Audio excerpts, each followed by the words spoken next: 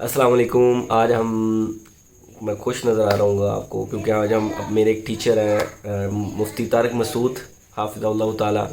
आज मैं उनके ऊपर एक ट्रिब्यूट वीडियो शूट करना चाह रहा था। वो भी मतलब इसलिए कि मुझे अचानक से उनकी एक वीडियो सामने आई। पहले मैंने वो नहीं देखी थी, मुझे नहीं पता था कि वो मामला क्या चल रहा है।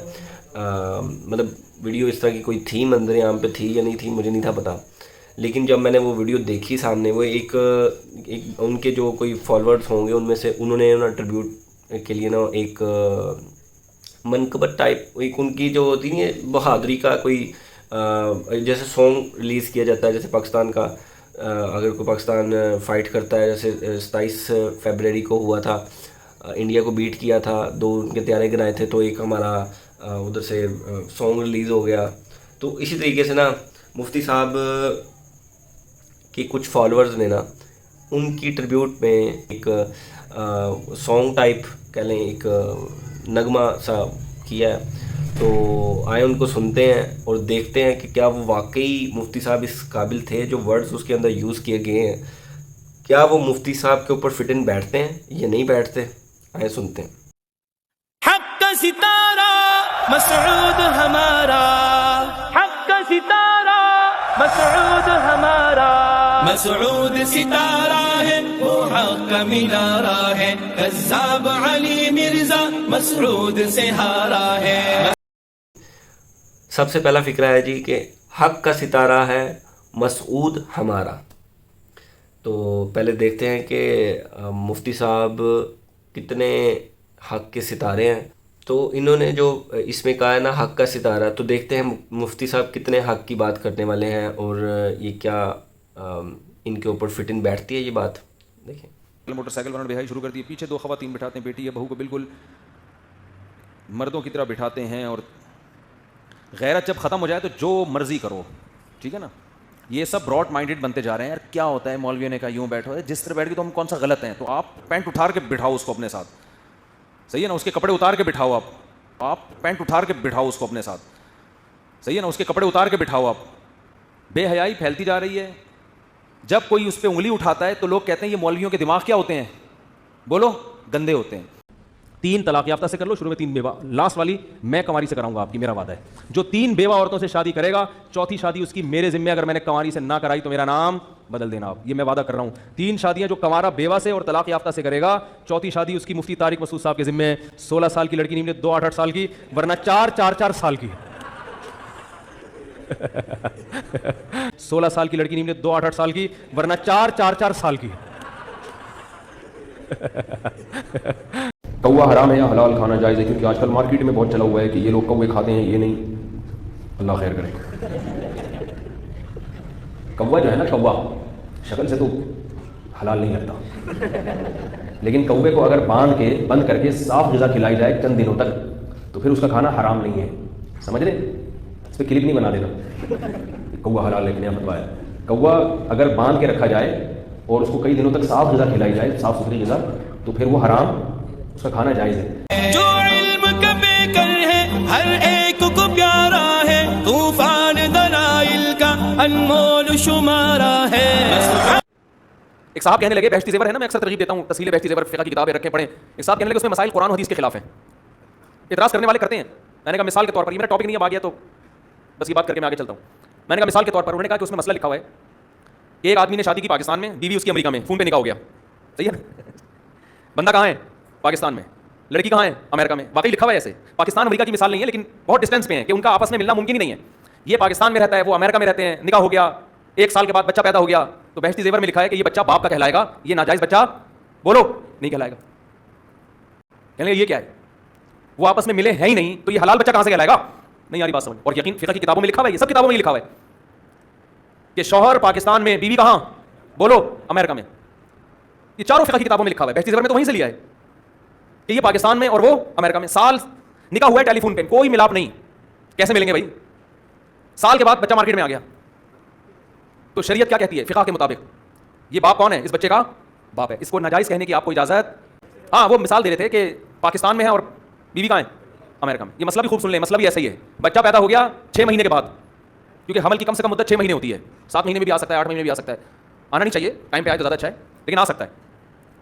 تو وہ بچہ فقہ کی تمام اسلامک لا کی تمام کتابیں جو 1300 سال پہلے مرتب ہوئی ہیں قرآن حدیث کی روشنی میں، وہ چاروں فقہ کیا کہتے ہیں کہ بچہ کیا کہلائے گا؟ حلال. اس کو آپ زانی بولو نہیں کہہ سکتے، کیونکہ ان لوگوں نے فقہ پڑھا ہی نہیں ہے نا.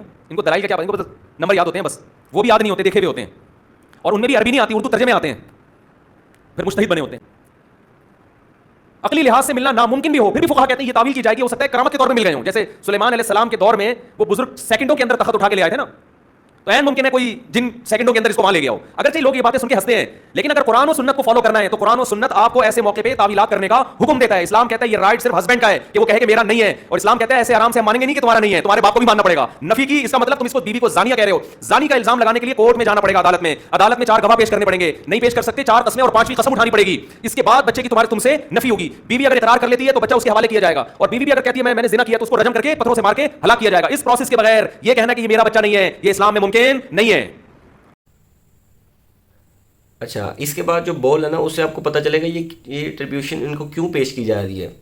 یہ مطلب ان کے لیے یہ کیوں ٹریبیوٹ کیا جا رہا ہے یہ سانگ، یہ مفتی طارق مسعود صاحب کے لیے.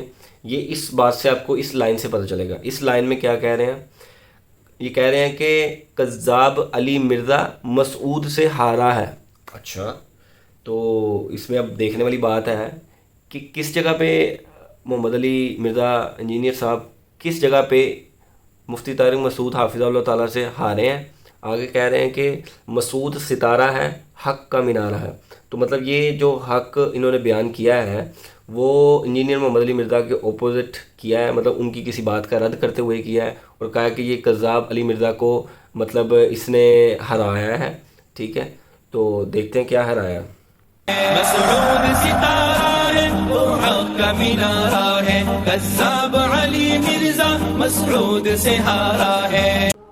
حضرت عمر رضی اللہ تعالیٰ عنہ نے جب 20 رکعت تراویح شروع کی ہے تو خلفائے راشدین کے دور میں پھر پورے عالم اسلام میں 20 رکعت سے کم 1 رکعت کا بھی رواج نہیں تھا. کوئی ایک ضعیف روایت بھی نہیں ملتی کہ صحابہ اور تابعین کے دور میں کسی مسجد میں 8 رکعتیں تراویح ہوتی ہوں. صحابہ اور تابعین کے دور کی بات کر رہا ہوں. کوئی ایک ضعیف روایت بھی نہیں ملتی کہ صحابہ اور تابعین کے دور میں کسی مسجد میں 8 رکعتیں تراویح ہوتی ہوں. صحابہ اور تابعین کے دور کی بات کر رہا ہوں. اور علامہ شامی رحمہ اللہ تعالیٰ نے آج سے تقریباً 150 سال پہلے لکھا ہے کہ مشرق مغرب شمال جنوب حرم حجاز مکہ مدینہ، حجاز کی سرزمین میں مکہ مدینہ سعودیہ پورا آتا تھا، سب جگہ 20 رکعت تراویح ہوتی ہے. تو صدیوں سے کتنی چلتی آ رہی ہیں، کیوں؟ دلیل کیا ہے؟ دلیل فالو کرتے آ رہے ہیں دوسرے کو سینہ بسینہ. میں نے اپنے بزرگوں کو دیکھا، انہوں نے اپنے بزرگوں کو دیکھا، انہوں نے اپنے بزرگوں کو دیکھا. اب فوراً کہتے ہیں بزرگوں کی نہیں مان کے چلنا ہم تو حدیث کو مانیں گے. اس کا مطلب آپ کے بزرگ کسی اور چیز کو مانتے تھے تو وہ بزرگ نہیں تھے. بزرگ اب کب پیدا ہو رہے ہیں؟ 15ویں صدی میں پیدا ہو رہے ہیں بزرگ. 1400 سال سے مسلمانوں میں کوئی بزرگ پیدا ہوا ہی نہیں ہے. کوئی انگریز مسلمان ہوگا وہ کیا کہے گا، تم تو 1200 سال سے تمہارے کو بزرگ پیدا نہیں ہوا. جو عملی تواتر ہے نا، عملی تواتر وہ زیادہ اسٹرانگ ہوتا ہے خبر واحد سے، چاہے وہ بخاری کی حدیث ہو چاہے وہ مسلم کی حدیث ہو. عملی تواتر کی اہمیت زیادہ ہے بخاری اور مسلم کی حدیث سے. بات آ رہی ہے سمجھ میں؟ اس میں اپنا موقف دیں آپ. یہ پوچھا پہلی بات یہ کہ صحابہ کرام 20 پڑھتے تھے، تو اس میں بخاری مسلم کی 20 تو نہیں 2 حدیثیں بتا دیں، صرف ان کے کہنے سے ہو جائے گا. وہ کہتے ہیں ہم حدیث نہیں بتاتے، وہ کہتے ہیں صحابہ کا ہمارے پاس ایک اجماع چلا رہے ہیں مسلمان، اجماع چلا رہا ہے تو ٹھیک ہے. کہتے ہیں ہماری دلیل ہی ہے. جی جی یا تراویح نہ پڑھو یا 20 پڑھو. جی. اور شیعہ کہتے ہیں نہ پڑھو. جی جی، پہلے تو سنیوں سے لڑ لیں پھر شیعوں سے بھی لڑتے ہیں. پہلی بات یہ ہے کہ اس روایت پہ حدیث کی پہلی کتاب ہے الموطا امام مالک. جی بالکل. امام بخاری کے بھی دادا استاد ہیں، دادا نہیں پردادا استاد، کیونکہ امام بخاری شاگرد ہیں احمد بن حنبل کے، احمد بن حنبل امام شافعی کے شاگرد ہیں، اور امام شافعی امام مالک کے شاگرد ہیں. امام مالک نے جو قیام رمضان پہ باب بند ہے، بریلویوں کی الموطا امام مالک اٹھا لیں، ٹھیک ہے نا جی، اور اس میں جا کے آپ خود چیک کر لیں. ویسے میں نے مسئلہ نمبر 20 دنیا میں تراویح کے اوپر سب سے زیادہ میرا لیکچر دیکھا گیا، اس لیے آپ جب تراویح پہ لوگ چڑھاتے ہیں میری بھی فوٹو ساتھ لگاتے ہیں.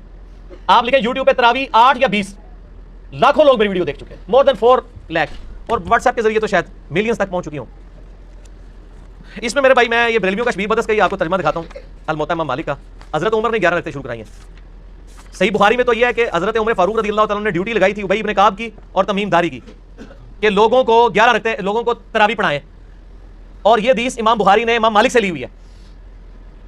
امام مالک ایک حدیث اور لے کے آئے ہیں اور اس حدیث کے راوی ہیں صاحب ابن یزید صحابی. سند بڑی سیدھی سی ہے. امام مالک ثقہ اور صدوق. امام مالک کا استاد ہے محمد ابن یوسف جو صحابی رسول صاحب ابن یزید کا بیٹا ہے اور وہ تابعی ہے. اور محمد بن یوسف کی صاحب بن یزید سے حدیثیں بخاری میں بھی موجود ہیں، لہٰذا بخاری مسلم کی گولڈن چین پہ یہ روایت ہے. اس ایک صفحے پہ اس کی عربی بھی نظر آئے گی انشاءاللہ اللہ کے فضل سے، اور 11 رکعتوں والا بھی نظر آئے گا کہ حضرت عمر نے 11 رکعتیں شروع کرائیں. ٹھیک ہے جی، آگے جانے کی ضرورت ہی نہیں. اس کا چیپٹر یہ ہے قیام رمضان، نماز تراویح کا بیان، اور نیچے یہ بریلویوں نے کیا، میں نے نہیں کوئی تعریف کی ہوئی ہے. یہ ذرا سرکار ان کو دکھا دیں، میں تھوڑا آگے ہو جاتا ہوں تاکہ آپ کو نظر آ جائے. ٹھیک ہے جی، یہ والا صفحہ نیچے والا، یہ جہاں میں انگلی کر رہا ہوں نا، یہ 253 نمبر روایت جس کو میں نے انسرکل کیا ہے، اس کو آپ تسلی سے کور کریں جی, پورا زوم جتنا کر سکتے ہیں کریں. نمبر کون سا 253 نمبر ہے بریلویوں والے اس میں الموطا امام مالک میں, شبیر بدرس کی. ٹھیک ہوگا جی. سنیں, صاحب نے یزید سیابی رضی اللہ تعالیٰ فرماتے ہیں کہ حضرت عمر فاروق رضی اللہ تعالیٰ نے حضرت ابی ابن کعب اور تمیم داری کو 11 رکعتیں پڑھانے کا حکم دیا. مزید فرماتے ہیں کہ امام ایک رکعت میں 100 آیات تلاوت کرتا تھا اور ہم لوگ لکڑی کے سہارے کھڑے رہتے تھے اور فجر کے قریب ہی نماز سے فارغ ہوتے تھے. قیام اللیل کا لفظ ہے, تراویح کا لفظ تو محدثین نے استعمال کیا, اصل لفظ ہے قیام اللیل, اور اس کے اوپر باب ہے قیام رمضان. اچھا, یہ روایت حضرت عمر کی 11 شروع کروانے کو بتا رہی ہے اور صحابہ کی 11 کو بتا رہی ہے. اب یہ بتائیں 20 والی روایت ہماری مین اسٹریم کی کس کتاب میں ہے؟ بخاری سے لے کے ابن ماجہ تک, الموطا امام مالک بھی بیچ میں شامل کر لیں, مسند احمد بھی شامل کر لیں, لے کے ہیں وہ روایت. یہ لے کے آتے ہیں مصنف ابن ابی شیبہ سے. پہلے تو یہ مانیں کہ ان کی والی روایتیں کوئی نہیں بخاری مسلم میں, ہمارے پاس تو بخاری مسلم میں موجود ہے, عائشہ کی بھی. میں نے اس لیے کہا میرا کلپ لاکھوں لوگ دیکھ چکے ہیں, تراویح 20 یا 8, میں نے ایک ترتیب سے مقدمہ 45 منٹ میں سمجھایا ہے. فی الحال تو چونکہ ایک جھوٹ تھا, ایک جھوٹ کے لیے 3 لائنیں کافی ہیں. الموطا امام مالک انہوں کو تسی اپنا جعلی جڑا اجماع بنایا ہے نا, بند کمرے میں بیٹھ کے بوجھ پا کے رکھو. انہی سے پوچھیں کہ امام مالک کیا 41 رکعتیں نہیں پڑھتے تھے نوافل کے طور پہ؟ ہمیں 20 سے چڑھ نہیں ہے, ہم کہتے ہیں 40 پڑھے 100 پڑھے, کوئی مسئلہ نہیں, نفلی نماز ہے. آپ نے 20 فکس کی, غلط ہے. نبی علیہ السلام کی رمضان یا غیر رمضان 11 رکعتیں ہوتی تھی. تابعین سے 20 رکعت بھی ثابت ہے, 41 بھی ثابت ہے, زیادہ بھی ثابت ہے, پڑھیں. ہم تو 20 کے کبھی مخالف نہیں رہے ہیں. ہم یہ کہتے ہیں, اور پھر یہ ہمیں مثال دیتے ہیں ارمین میں 20 ہوتی ہیں تو آپ بھی کریں, ارمین میں تو آمین بھی اونچی ہوتی ہے تو آپ بھی کریں, ارمین میں تو رفع الیدین بھی ہوتا ہے آپ بھی کریں, ارمین میں تو اقامت بھی ایک ہوتی ہے آپ بھی شروع کریں. نال ٹھوس ہو جائیں گے, سا ہی نہیں نکلے گا. انہوں نے دلائل دیکھنے ہیں تو تسی بھی اپنے دلائل لے آؤ نا. ارمین دی دوست کس کو لگاتے ہیں آپ؟ اور ارمین میں بھی صرف مکے مدینے میں, مسجد الحرام اور مسجد نبوی میں 20 ہوتی ہیں, باقی پورے سعودیہ میں مکے مدینے میں بھی, ایون خانہ کعبہ سے واکنگ ڈسٹینس پہ باب العمرہ کی طرف جو مسجد ہے چھوٹی سی, اس میں بھی 11 رکعت ہوتی ہے. پورے سعودیہ میں 11 رکعت ہوتی ہے سر. ارمین میں ہوتی ہے اور وہاں بھی 11 رکعت شروع کرائی تھی سعودی حکومت نے. بعد میں انہوں نے پنگا کیا, یہ لڑائی کرتے تھے وہاں جا کے, تو انہوں نے پھر 2 امام مقرر کر کے کسی طریقے سے ان سے جان چھڑائی بھی ہے. ان کے جو فتوے ہیں نا امام کعبہ, یہ امام کعبہ کو دعوتیں تو دیتے ہیں نا یہاں پہ, امام کعبہ کے فتاوا بتائیں نا کیا ہے, 11 رکعت کے اوپر ہے یا 20 کے اوپر ہے. تو بال فی الحال تو ایک جھوٹ تھا, ہاتھی کے پاؤں میں سب کا پاؤں. ان کا جھوٹ تھا کہ حضرت عمر نے 20 شروع کرائی, میں نے الموطا امام مالک سے ثابت کیا کہ حضرت عمر نے 11 شروع کروائی. ٹھیک ہے جی. اس سے آگے ایک اور روایت ہے یزید بن رومان والی, اس میں وہ کہتا ہے کہ حضرت عمر کے زمانے میں لوگ 20 پڑھتے تھے, وہ اس سے آگے ہے, اس میں روایت ہے. سند صحیح نہیں, سند کوئی نہیں. یزید بن رومان نے حضرت عمر کے زمانے نہیں پایا, منقطع روایت ہے.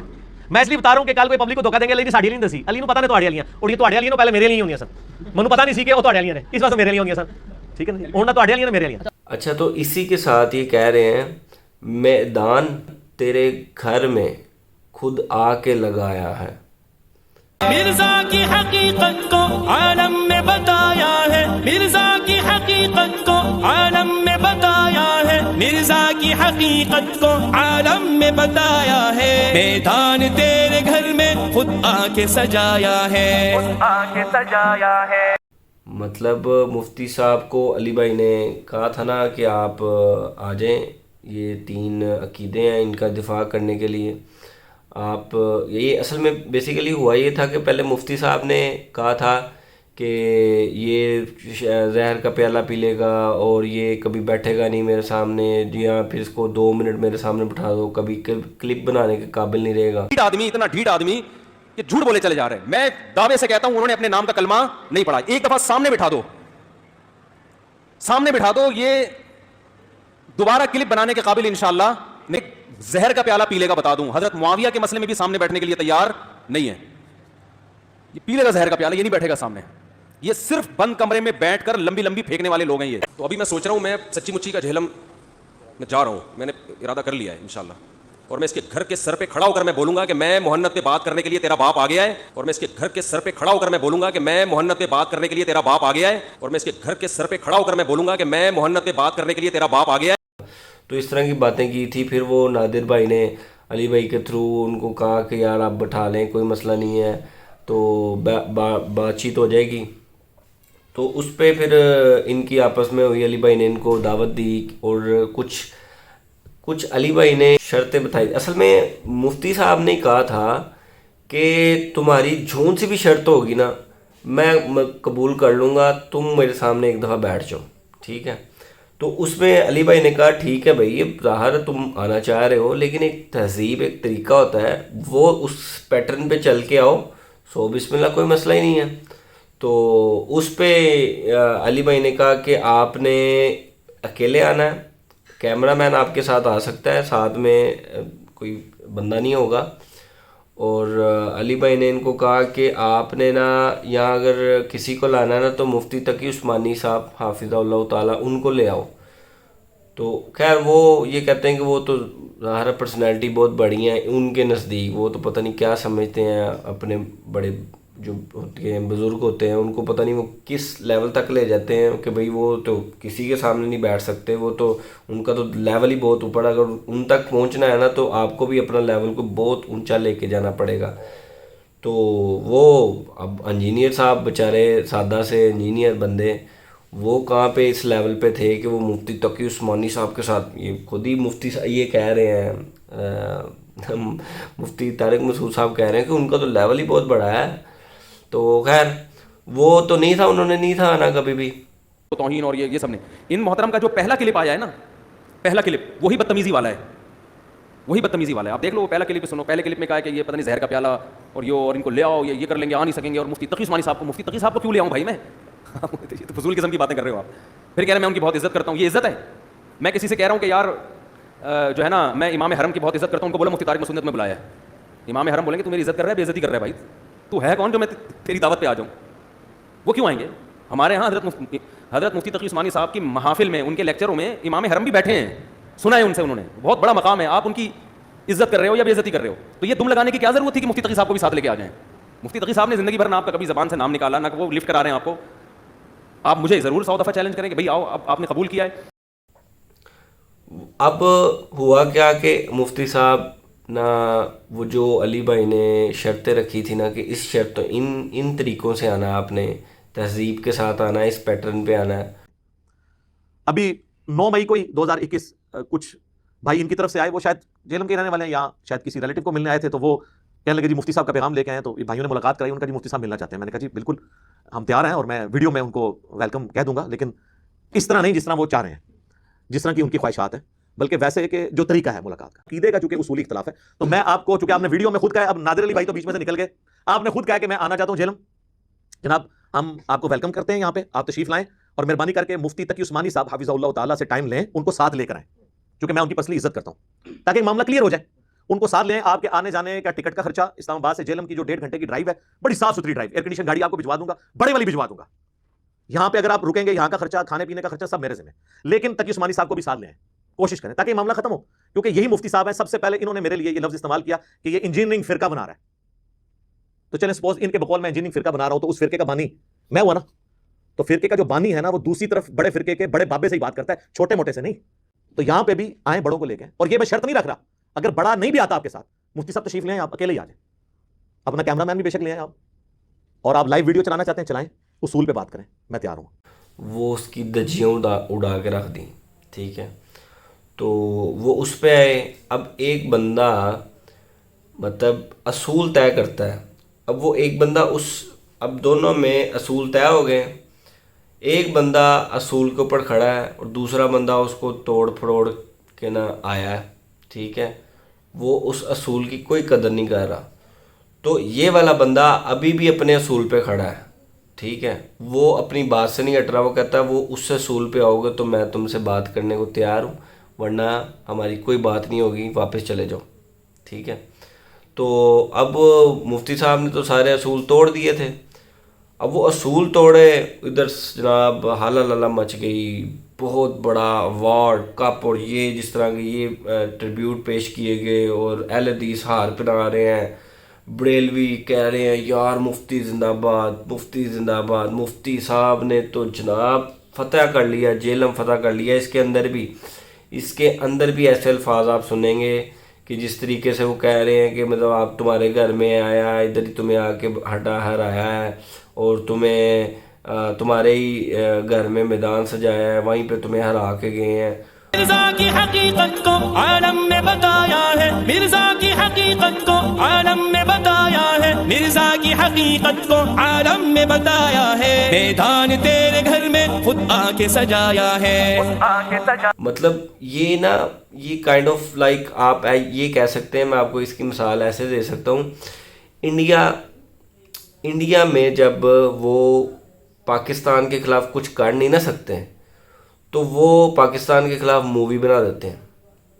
وہ موویز کے اندر پاکستان کو ہرا کے, پاکستان کو دہشت گرد بتا کے, پاکستان کے خلاف بھونک کے, تو بس وہ جناب صاحب انہوں نے کیا کرنا ہوتا ہے, وہ ان کی بات کر رہا ہوں, انہوں نے ان کا پیٹرن اپنا لیا کہ وہ کیا کرتے ہیں پاکستان کے خلاف اپنے کوئی, تو اگر وہ بندہ جیسے آیا تھا وہ جو ان کا پائلٹ تھا جس کو یہ گرا تھا، اب اس کو پاکستان نے گرا دیا.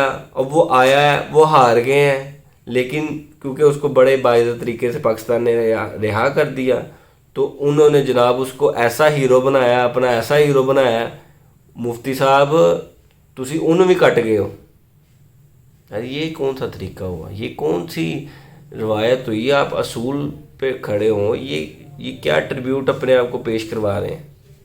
چلے میں کہتا ہوں نہیں، آپ نے نہیں کیا ہوگا، کسی نے کروا دیا، آپ اس کی تردید کر لیتے کہ یار چھوڑو یہ. اور آپ تو خوش ہو کے لوگوں کو جا کے بتا رہے ہیں، لوگوں کے ساتھ مطلب لوگ آپ کو ہار ڈال رہے ہیں، اور وہ لوگ ہار ڈال رہے ہیں جو آپ کو بدعتی سمجھتے ہیں، جو آپ کو پتہ نہیں مسلمان بھی نہیں سمجھتے ہیں. ٹھیک ہے. اور بریلوی آپ کے خلاف جن کی کتابوں میں آپ کو کافر ڈکلیئر کیا گیا ہے، مرتد ڈکلیئر کیا گیا ہے، اسی طریقے سے آپ نے بھی ان کو کافر ڈکلیئر کیا ہوا آپ کی کتابوں میں. 3 عقیدے کہا تھا کہ آپ یہ لے کے آ جائیں اور اس کے اوپر بات ہوگی. اور جناب صاحب آپ نے آگے سے کیا کیا؟ آپ نے کہا میں بوڑا بڑھ کے لایا تھا. صرف 3 آیتیں پیش نہیں کی گئی. 3 آیتیں تو دور کی بات ہے، 1 آیت نہیں آپ نے پیش کی اپنی ویڈیو میں کسی میں. الٹا آپ نے ان 3 کا کیا جواب دینا تھا؟ آپ نے وہ کلمہ جس کو انڈورس کیا تھا اشرف علی تھانوی صاحب نے، آپ نے اس کا بھی دفاع کیا. یہ الامداد رسالہ ہے جس میں مولانا اشرف علی تھانوی رحمہ اللہ تعالیٰ کا یہ پورا واقعہ ہے. وہ واقعہ میں پڑھ کے سناتا ہوں. ایک صاحب نے مولانا اشرف علی تھانوی رحمہ اللہ تعالیٰ کے ایک مرید نے خط لکھا مولانا اشرف علی تھانوی کو، اپنے شیخ و مرشد کو. خط میں یہ لکھا کہ حضرت میں سو گیا، کچھ عرصے کے بعد خواب دیکھتا ہوں کہ کلمہ شریف لا الہ الا اللہ محمد رسول اللہ پڑھتا ہوں، لیکن محمد رسول اللہ کی جگہ حضور کا نام لیتا ہوں. اتنے میں دل میں کے اندر خیال پیدا ہوا کہ تجھ سے غلطی ہوئی ہے. خواب کے اندر وہ کیا کہہ رہا ہے؟ اشرف علی رسول اللہ. جاگتی حالت میں نہیں، خواب میں کیا کہہ رہا ہے؟ اشرف علی رسول اللہ. اور خواب ہی میں اس کو احساس ہو رہا ہے کہ میں کیا کر رہا ہوں؟ غلط کر رہا ہوں. لیکن حالت خواب اور بیداری میں رسول اللہ صلی اللہ علیہ وسلم کا ہی خیال تھا. لیکن حالت بیداری میں کلمہ شریف کی غلطی پر جب خیال آیا تو اس بات کا ارادہ ہوا کہ اس خیال کو دل سے دور کیا جائے، اس واسطے کہ پھر کہیں دوبارہ ایسی غلطی نہ ہو جائے. اب وہ بیچارہ غلطی کو دور کرنے کے لیے کیا کر رہا ہے؟ لیکن وہی خیال بندہ بیٹھ گیا اور پھر دوسری کروٹ لیٹ کر کلمہ شریف کی غلطی کے تدارک میں رسول اللہ صلی اللہ علیہ وسلم پر درود شریف پڑھتا ہوں. اس کو پتا ہے کہ خواب میں غلط ہوا ہے مجھ سے، تو اب میں اس کا تدارک کر کے کیا کروں؟ درود شریف پڑھوں. اب درود شریف میں کیا ہے کہ میری زبان سے کیا میں یہ کہتا ہوں اللہم صلی علی سیدنا و نبینا و مولانا اشرف علی. حالانکہ اب تو میں بیدار ہوں، یعنی وہاں بھی نبی کے نام کے بجائے میری زبان سے کیا نکل رہا ہے؟ اشرف علی. اور کہہ رہے اس میں پریشان ہوں کہ بھائی اب تو میں جاگر ہوں، میری زبان سے ایسا لفظ کیوں نکل رہا ہے؟ اس کا مطلب ہے کہ وہ اس پر دل سے راضی نہیں ہے، اس کی بے ہوشی کی کیفیت ہے، بے حسی کی کیفیت ہے، اس میں اس کی زبان غلطی کر رہی ہے. آگے اس کے الفاظ، لیکن بے اختیار ہوں، مجبور ہوں، زبان اپنے قابو میں نہیں ہے. بات آ رہی ہے سمجھ میں کہ یہ جو نبی کی جگہ اشرف علی کا نام نکلا، اس کے بارے میں کہہ رہے بے اختیار ہوں، مجبور ہوں، زبان اپنے قابو میں نہیں ہے. اس روز ایسا ہی کچھ خیال رہا تو دوسرے روز بیداری میں رقت رہی، خوب رویا کہ میرے منہ سے نہ چاہتے ہوئے بھی کیا الفاظ نکل رہے ہیں. اس کا یہ عمل کفر تھا ہی، گستاخی ہوگی تو کفر بھی ہوگا نا. جب اس کا یہ عمل کفر تھا ہی نہیں تو اس پہ خاموشی اختیار کرنا کہاں سے کفر ہو گیا؟ ایسا شخص میرے پاس بھی آئے گا، آپ کے پاس بھی آئے گا، آپ اس کو تسلی دیں گے کیونکہ آپ اور ڈرائیں گے تو نتیجہ کیا نکلے گا؟ اور زبان سے نکلے گا. ایسے آدمی کو تسلی کا جملہ کہا جائے گا. پتا ہے کہ یہ اس پہ پریشان بھی ہے، یہ آدمی اس پہ نادم بھی ہے، اور بار بار چیخ چیخ کے کہہ رہا ہے کہ حضرت جان بوجھ کر یہ کام مجھ سے نہیں ہوا. ایسے آدمی کو کسی بھی دنیا میں ماہر نفسیات سے پوچھ لو، وہ یہی کہے گا کہ ایسے آدمی کو ڈرایا دھمکایا نہیں جاتا بلکہ تسلی دی جاتی ہے. تو حضرت حکیم الامہ نے اس کو تسلی دی کہ بھائی یہ جو تمہیں خواب آیا ہے نا اشرف علی رسول اللہ، یہ اس کی ایک اچھی تعبیر ہے. وہ یہ کہ اس میں اشارہ ہے کہ تم جس سے تعلق قائم کرنا چاہتے ہو وہ متبع سنت ہے، اس لیے اس کو رسول اللہ کے لفظ سے خواب میں تعبیر کیا گیا. سمجھ میں آ رہی بات کہ وہ سنت کی اتباع کرنے والا ہے.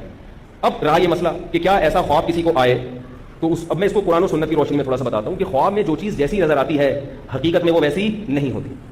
آپ نے اس کا بھی یہ نہیں کیا کہ یار میں اس کو کنڈیم کر دوں کہ یار یہاں پہ ان سے غلطی ہوئی ہے، مطلب ایسے نہیں ہونا چاہیے تھا. یہ آپ مطلب ان کو کنڈیم کر دیتے ہیں. آپ نے اس کو بھی انڈورس کیا، اس کا دفاع کیا، اس کے ساتھ چلیں. تو مفتی صاحب میں آپ کو بتاؤں، یقین کریں، میں چائنا میں تھا اور وہاں پہ میں علی بھائی تو جانتا ہی نہیں تھا نا. میں تو یہ تو پاکستان میں واپس آیا تو اس کے بعد میں نے انجینئر صاحب کو میں نے جانا ہے، مجھے تو بعد میں پتہ چلا ہے یہ بھی کوئی بندہ ہے.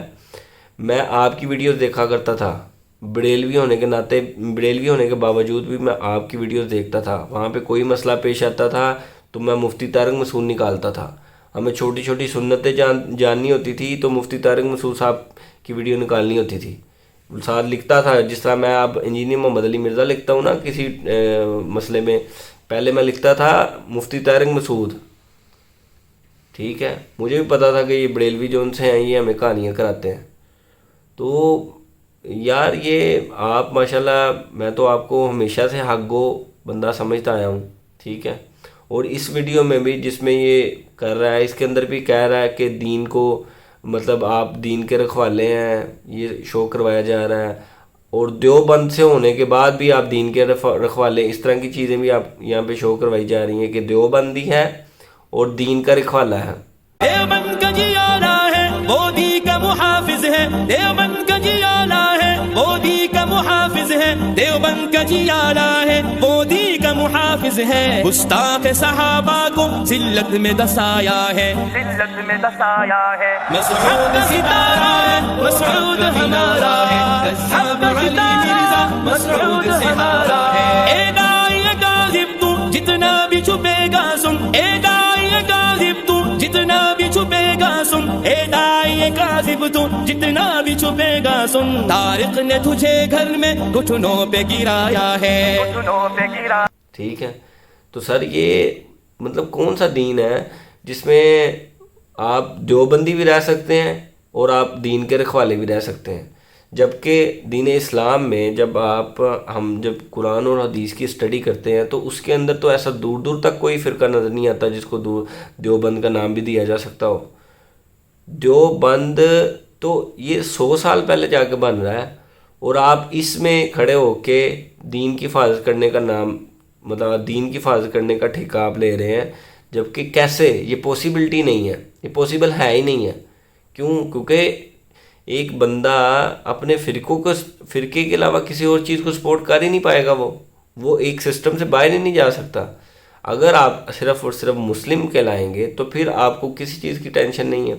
انجینئر محمد علی مرزا حافظہ اللہ تعالیٰ، ان کی سب سے بڑی چیز ہی یہ ہے، ان کے سب سے بڑا میں کہتا ہوں کہ ان کی دعوت کو ہٹ ہونا، کامیاب ہونا، حق پہ ہونے کی دلیل ہی یہ ہے کہ ان کا کوئی فرقہ نہیں ہے.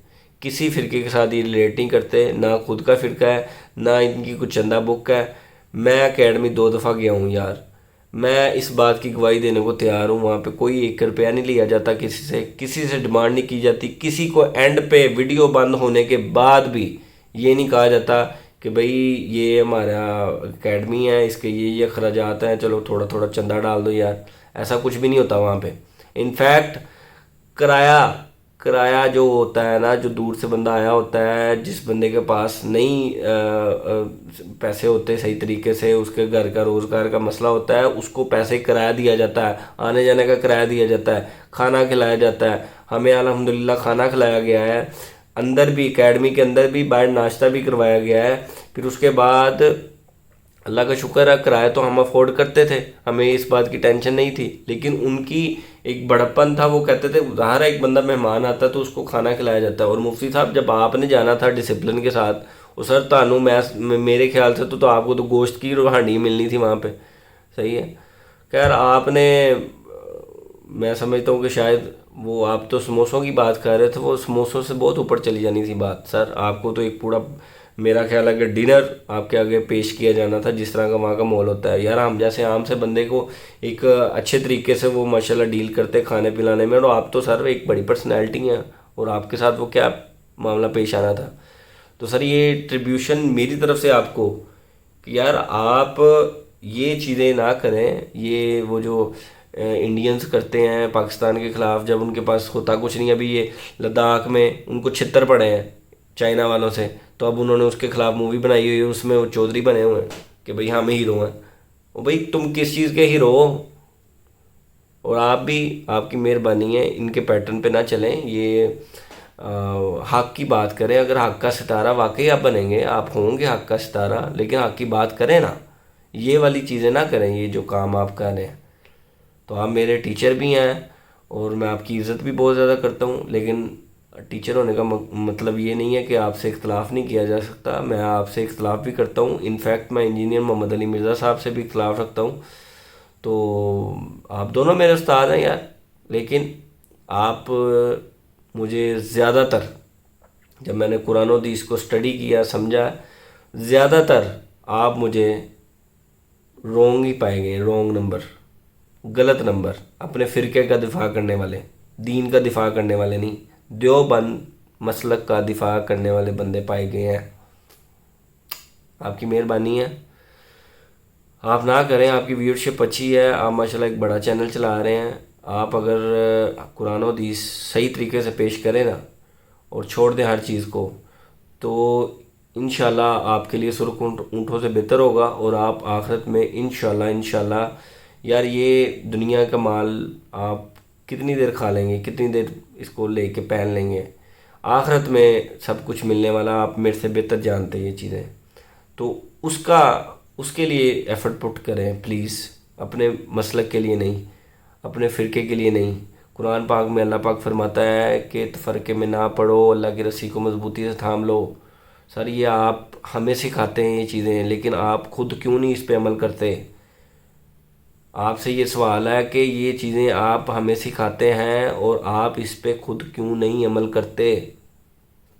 آپ کی مہربانی ہے، حق بیان کریں، حق بیان کریں، حق کا ستارہ بنیں، ریئل ستارہ بنیں، حق کا ریئل ستارہ بنیں، یہ فراڈ والا ستارہ نہیں، یہ جعلی ستارہ نہیں، حق کا ستارہ بالکل۔ جزاک اللہ خیرہ و احسن الجزا۔